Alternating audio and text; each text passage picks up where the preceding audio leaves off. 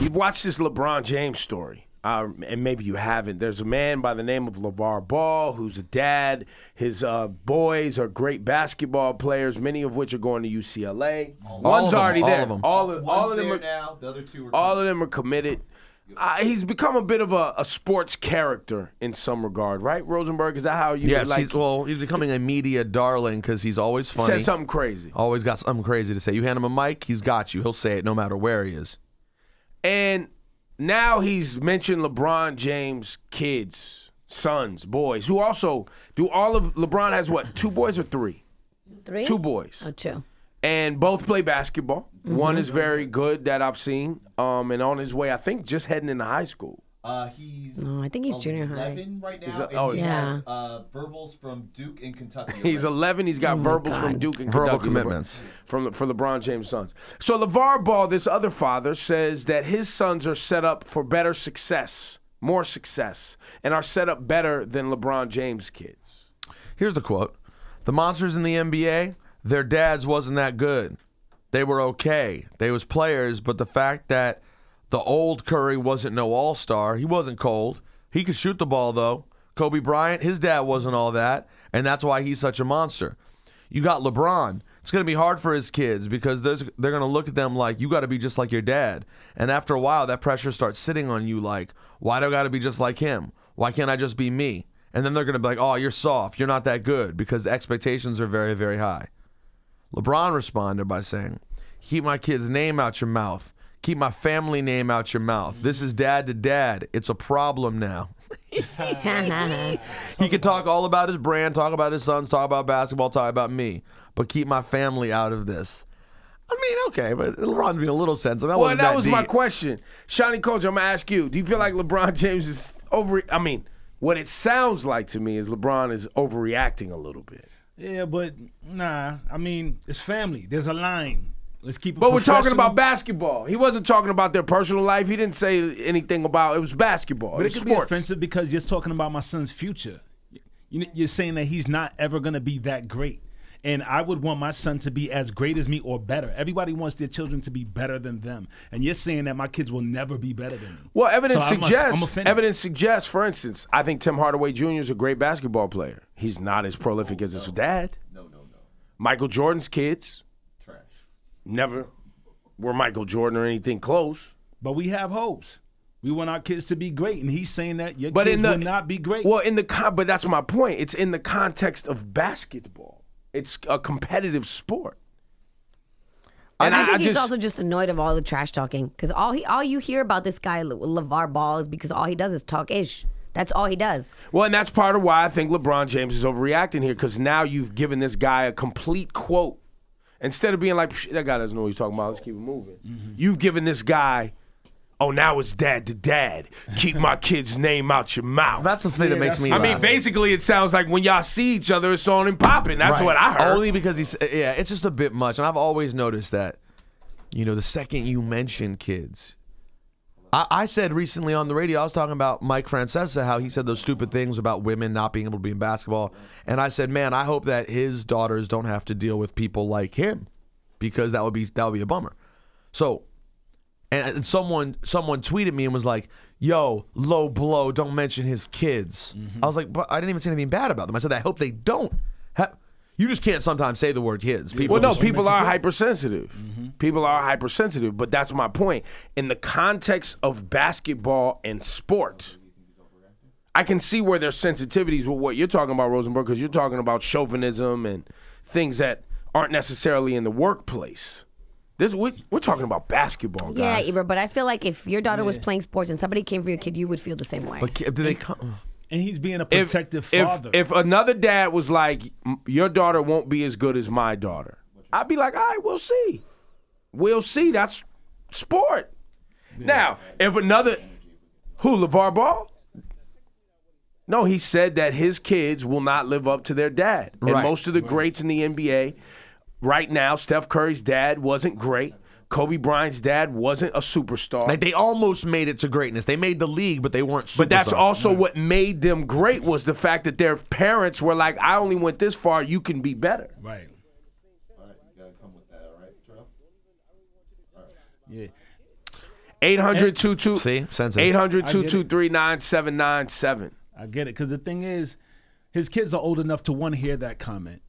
And you don't want to discourage them so early. And he knows that his kids are going to have Maybe pressure. that'll motivate his kids. He already knows that his kids are going to have a ton of pressure. Why are you now telling me or telling my kids so that they can hear it that they're going to have pressure? And that's just, he's putting that same pressure on the kids by saying that. Right. So it's like, so you know what? I'm trying to shelter them from that for a little while, let them enjoy life before the pressure really comes, and here you come. I like LeBron. I'm glad he said shut If your my bitch daughter ass up. Issa was a DJ and they was going up against some other kid DJs, and another dad was like, my kids is way better than your kids, I'd be like, we'll see. Or my kids are going to have a better future. Issa will never live up to what you were able to do, Ebro, because the bar is set too high.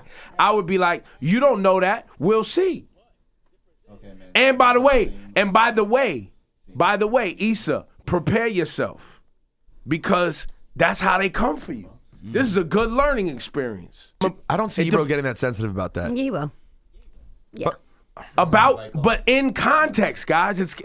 But what he said was, I think LeBron's kids will have a different kind of struggle because their dad is so good and expectations are so high. That's it.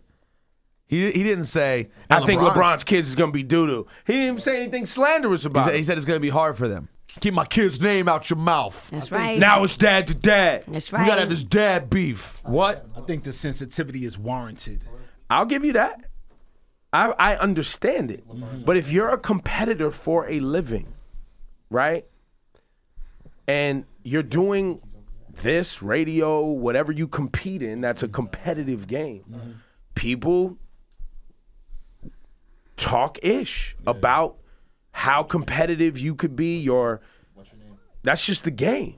If he wants to talk trash, get ready for somebody to clap back and check you. So he should expect that too. Well, as LeVar Ball said, the monsters in the NBA, their dads weren't that good. He actually said wasn't that good, but I refuse to not correct his grammar. He said their dads wasn't that good, weren't that good. They were okay. They was players. I can't read this quote. But the fact is that Del Curry was no all-star. He wasn't cold. He could shoot the ball. Kobe Bryant, his dad wasn't all that. That's why he's such a monster. You got LeBron. It's going to be hard for his kids because they're going to look at them like you got to be just like your dad. That was the gist of it. I can't do any more of his grammar, though. Jay from the Bronx, what do you say about LeBron James? Ebro, good morning. What I say is that, man, all kids should be away from conversation. Just the way Mr. Ball didn't like Charles Barkley to talk about his kids, I think he shouldn't be talking about LeBron's kids. Okay, I mean, I think that's a fair perspective. And it's like another thing is like in the streets. If you see someone that owe you money, they walking with their kids, you're not gonna step to them, right? Yeah, but that's different. I think you gotta keep this in context because they're only talking about basketball. For instance, yes, if somebody talked to me about my daughter, right, just generally about how I'm raising my daughter or their opinion of my daughter, et cetera, I'm a come say something. What do you mean if they said it publicly? If they said it publicly, whatever. If my Issa was planning in doing something competitive, okay, that is a part of competition. Is that people pass judgment on whether or not you're going to be good, great, or a failure. That is part of competition. If you remember, Mr. Ball got upset because Barkley was talking about his son, and he came out and started riff-raffing. Right.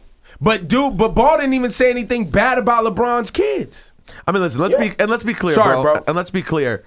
LeVar Ball is a bit of a clown. I'm not going to sit here and pretend that he's not. He's doing all of this just to get quotes. Right. Yep. So I have no problem with him getting clapped back. And let's be clear about LeVar Ball, which is also another reason why I don't think LeBron should have, in my opinion, I wouldn't have. But LeBron, you could do obviously whatever you want, and you're going to do it.